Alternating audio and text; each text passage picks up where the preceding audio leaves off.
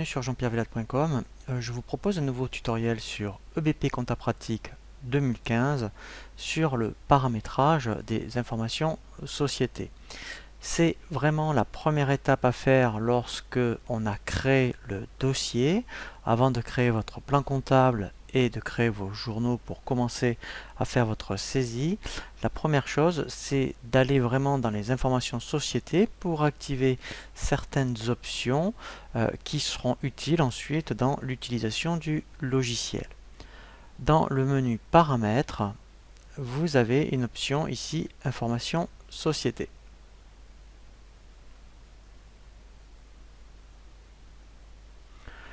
Nous allons donc aborder toutes les options que nous avons ici au niveau de l'arborescence à gauche. Alors, premièrement, les coordonnées. Donc, à la création du dossier, vous avez renseigné, je dirais, certaines informations. Ici, vous pourrez revenir sur ces informations. Donc, si éventuellement en cours d'année, il y a quelque chose qui change au niveau administratif, au niveau de vos coordonnées, c'est à cet endroit-là que vous le modifierez. Au niveau des informations administratives, pareillement.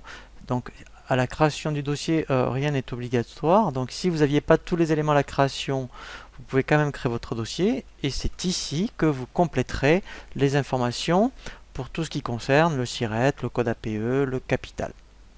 Les informations de TVA. Donc là, c'est très important. Donc, si vous êtes assujetti à la TVA, ici, vous indiquerez votre numéro de TVA intracommunautaire. Vous indiquerez ici le type de société. Donc si vous êtes en société autre qu'une SA, il faudra prendre cette option-là. Et ensuite, donc toujours pareil, si vous êtes assujetti à la TVA, puisqu'on peut établir la déclaration de TVA avec EBP Compta Pratique, il faudra renseigner toutes les informations au niveau des impôts. Alors, toutes ces informations, vous allez les retrouver au niveau de votre déclaration de TVA. Donc ce sont des informations qui ont cette longueur-là. Donc là, je mets des chiffres fictifs, mais effectivement, ça sera ce type d'information. Donc ça sera que du numérique. Et ça, tout ça, vous le retrouvez au niveau de votre déclaration. Il n'y a que ce qu'on appelle le REF TVA, ça veut dire référence obligatoire fiscale. Si vous télétransmettez la TVA, vous avez un numéro qui vous est propre, donc que les impôts connaissent. Il suffit de les contacter pour qu'ils vous le communiquent. Alors ils ont vraiment l'habitude pour ce type d'information, donc en fait ça leur parle naturellement. Pareil pour l'IS, si vous télétransmettez la déclaration d'impôt sur les sociétés, et bien ici, au niveau des impôts, vous aurez un référence obligatoire fiscale. La devise du dossier, donc là en fait ça a un petit peu changé au niveau de l'endroit. Avant c'était pas ici sur 2014, donc sur la version 2015 ça se trouve à ce niveau là, donc c'est là où vous indiquerez votre devise. Donc si vous êtes en euros, effectivement vous n'avez rien à faire. Par rapport au paramétrage EDI justement de la télédéclaration, donc si ce n'est pas vous en fait qui s'occupez je dirais de faire le télépaiement et la télédéclaration, vous indiquerez autre tiers déclarant et là vous indiquerez la raison sociale. Si c'est vous, vous mettrez l'entreprise. Si c'est le cabinet comptable, vous choisirez le cabinet comptable et ici vous mettrez les renseignements concernant votre expert comptable. Au niveau de l'intermédiaire, donc si c'est vous et qu'il y a un intermédiaire entre l'émetteur et le partenaire, et bien ici, donc puisque vous pouvez passer par un partenaire pour le portail pour télédéclarer, ici vous cocherez donc qu'il y a un intermédiaire et là vous indiquerez pareil l'intermédiaire. Au niveau du partenaire EDI, par exemple, si c'était BP, puisque BP propose de leur portail jedéclare.com, eh bien, vous aurez donc un numéro d'agrément et ici, vous aurez le login et mot de passe que vous aura communiqué EBP. Et enfin, pour le centre de gestion agréé, donc si vous êtes adhérent d'un centre de gestion, vous pouvez l'indiquer et si c'est même eux qui font la télédéclaration, vous pourrez donc télétransmettre au CGA. Ici, le représentant fiscal, c'est si éventuellement il y a un mandataire ou un liquidateur. Le logo, alors sur la compta, ça n'a pas grand intérêt. Donc voilà, on reviendra justement sur ce point-là lorsqu'on abordera la facturation pratique. Expert, donc là c'est facultatif, c'est l'adresse du cabinet et le contact, c'est le nom de l'expert comptable.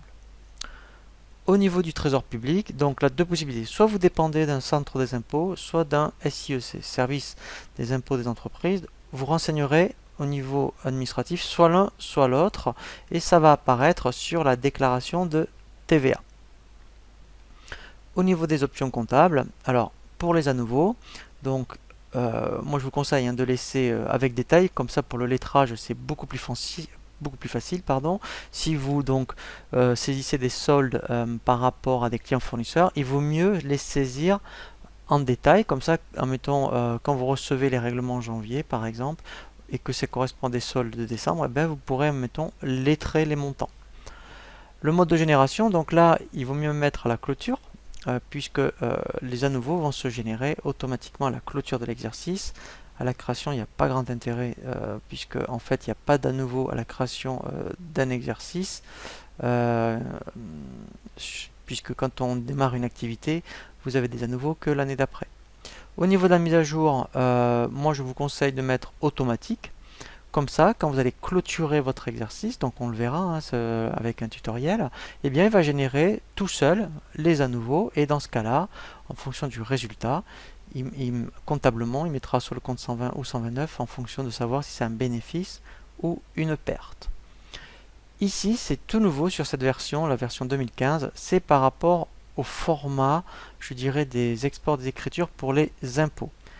Les impôts exigent aujourd'hui un format qui s'appelle le L47A. Voilà, donc c'est un format qui leur est propre.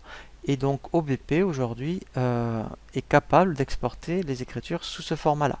Donc si un jour vous avez un contrôle fiscal, vous verrez, il y a un fichier d'archives que les impôts demandent. Voilà, donc après, ici, rien de particulier. Là, quand vous allez générer les fichiers à la clôture, automatiquement, si c'est coché, il va indiquer les impressions annuelles et générer, vous voyez, lui-même le fichier d'export demandé par les impôts.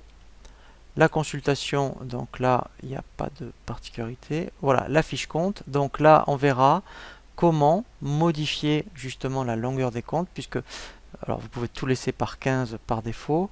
En règle générale, on laisse 6 pour les comptes généraux, 15 pourquoi pas pour tout ce qui est client fournisseur, et on remet 6 pour les autres tiers, c'est toute la classe 4, et on coche compléter à droite par des zéros. Mais là, en fait, voilà, vous voyez, on ne peut pas le faire. Donc je vous montrerai où on peut modifier ce paramétrage. Ensuite, le rapprochement bancaire, donc là, par défaut, c'est par compte, et le lettrage, donc sur version pratique, voilà, vous n'avez qu'un mode de lettrage. Voilà. Les imports-exports d'écriture, donc ça c'est effectivement quand vous allez récupérer éventuellement soit des écritures de votre expert comptable ou d'un autre logiciel.